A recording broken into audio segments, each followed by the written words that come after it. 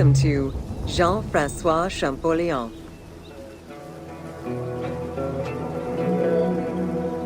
Between the 5th century CE and the Renaissance, knowledge of hieroglyphs was entirely lost.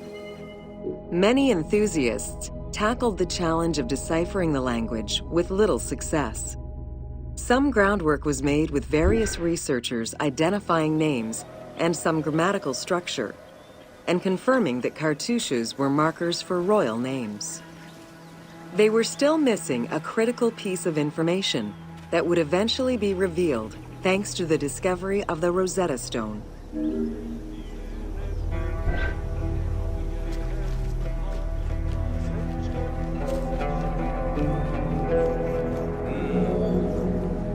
The Rosetta Stone was found in 1799 by Bouchard, a soldier in Napoleon's army.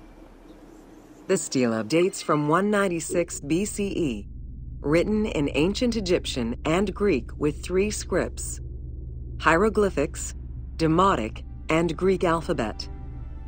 Following the defeat of Napoleon Bonaparte in 1801, the English took possession of the stone.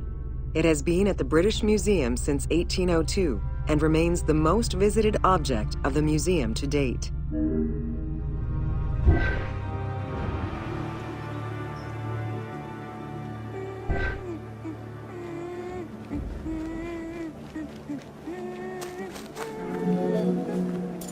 The first translation was of the Greek section only in 1803. It detailed a decree of Pharaoh Ptolemy V, reminding the citizens that their pharaoh had led Egypt to prosperity. It was fully translated 20 years after by Jean-François Champollion, who was working with a facsimile.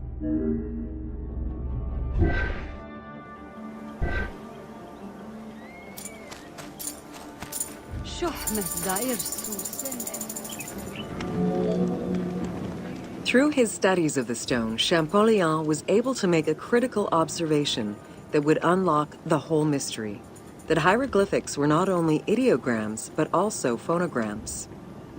Hieroglyphs consist of phonetic glyphs, single characters, and logograms.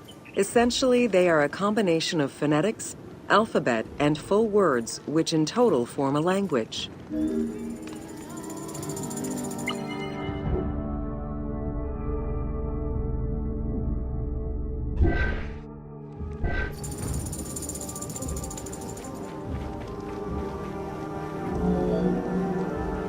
While studying the stone, Champollion realized that there was a difference in the number of hieroglyphic characters in relation to the number of Greek characters for the same word. This led him to believe that hieroglyphs must have phonetic characteristics. This was the first step to unlocking the Rosetta Stone's secrets.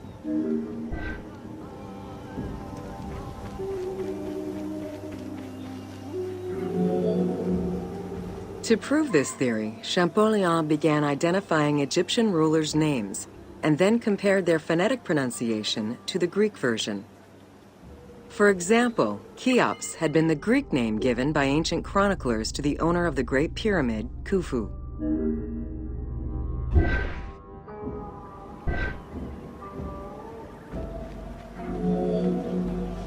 The next step for Champollion was to confirm that his approach was verifiable by using the Philae obelisk as an additional reference.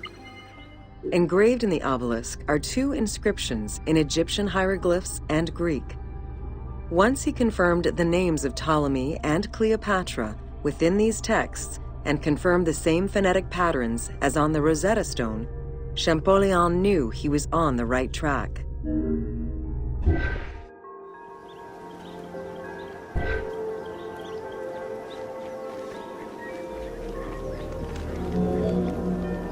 Champollion had already mastered several ancient languages when he took on deciphering the Rosetta Stone. He used his knowledge of Coptic to identify the solar disk hieroglyph on the obelisk as the phonetic translation of Ra. Further translation only strengthened his conclusion.